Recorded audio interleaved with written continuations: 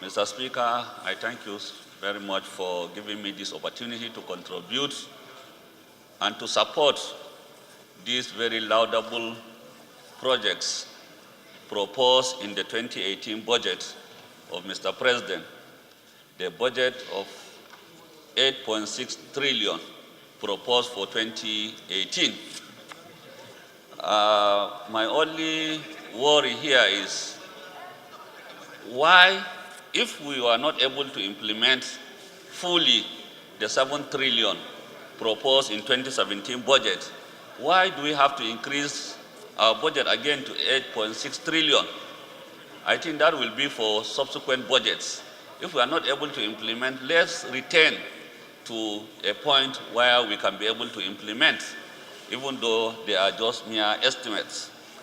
And looking at the oil benchmark of $45 per barrel, somebody may think it's very, very low, but we have to look at it side by side with our oil production estimate of 2.3 million barrels per day. In 2018, we proposed 2.2 million barrels per day, and we were not able to meet up with that throughout 2017. And I read in the papers this morning that OPEC is also looking at capping our production quota at 1.8 million barrels per day. So that will definitely affect our revenue. So we have to look at alternative revenue sources like agriculture and solid minerals. We have to explore, do more in terms of agriculture, reach more areas, because the coverage have not been so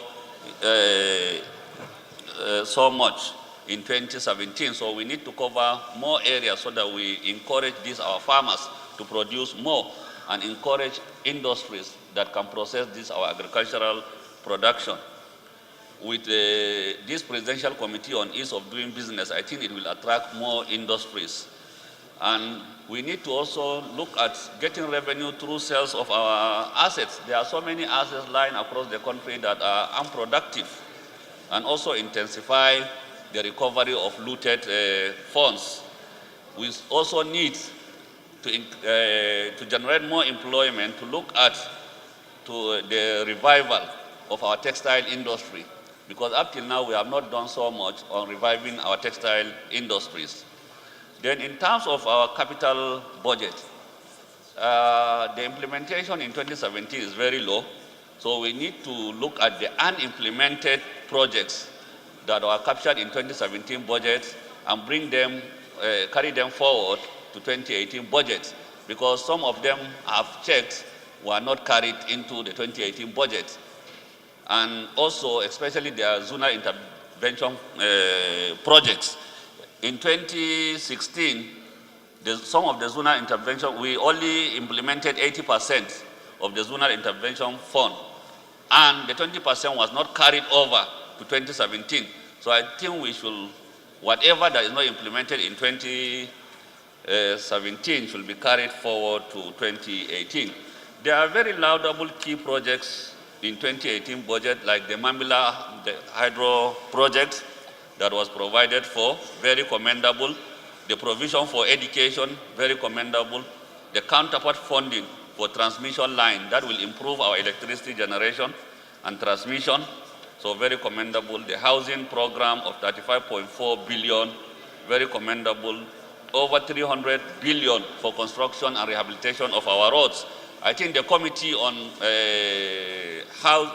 works will have to look at some of these roads. There is no way you can give a contract for a construction of a road or rehabilitation of a road for 10 billion naira and you make provision of only 300 million in the budget. Is it going to take you 30 years to complete the road? So we have to look at some of these provisions in our budgets. Some of the ongoing projects that are not captured. There are some projects that were not captured in 2017 budget, even though they were ongoing projects. So we have to look at them so that they can be properly captured. But finally, I call on all our members to support this so that we can pass this second reading and pass it to the committee so that they can do the needful. Thank you, Mr. Speaker, my honorable colleagues.